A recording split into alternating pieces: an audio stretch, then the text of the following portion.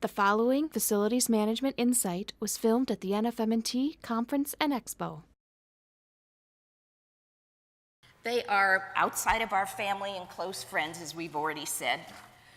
They may be long-standing acquaintances, people like bus buddies, as I identified, or people that you may meet at a function like NFMT and you chit-chat at the networking session. Maybe you are able to exchange business cards. Maybe 6 months from now, a year from now, you may need that individual. You may talk to that person.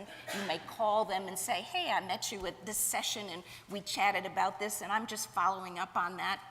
They are vital in our FM world, particularly when we get talking about those in facility management, to our well-being, and they can help us do our job.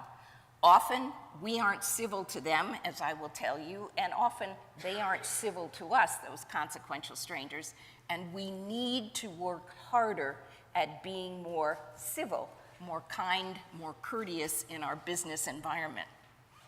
They may have an opportunity for experience. They may have an opportunity to share information.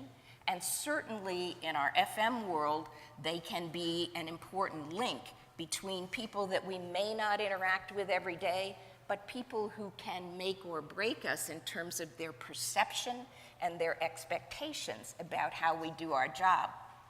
To kind of transition from talking about consequential strangers on a personal level to talking about them in the FM world, think about this. In a business environment, how important.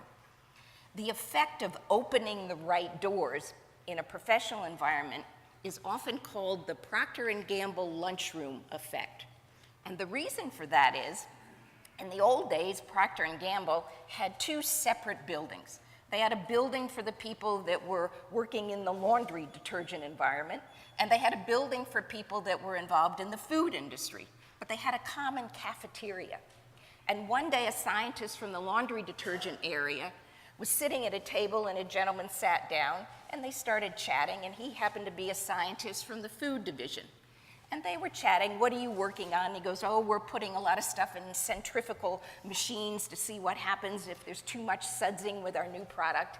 And the food fella said, well, we're working on trying to make something rise a little bit higher when we are looking at different cakes and, other baking things. And they started talking and laughing, and the one scientist said, well, wouldn't it be funny if we put my flour and sugar and water into your centrifugal machine and saw what happened? And they chatted, they had lunch, and then they all went back to their respective activities.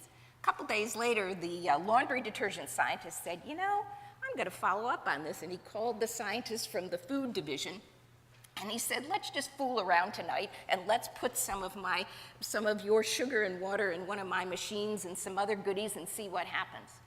As a result of that, these two scientists came up with Duncan Hines cake mixes. And they had a good time. They were consequential strangers, people that probably wouldn't sit down and talk about these things, didn't think they would ever influence each other's lives, but they turned out to be very important people to one another. So you never know in the business world when that's going to happen.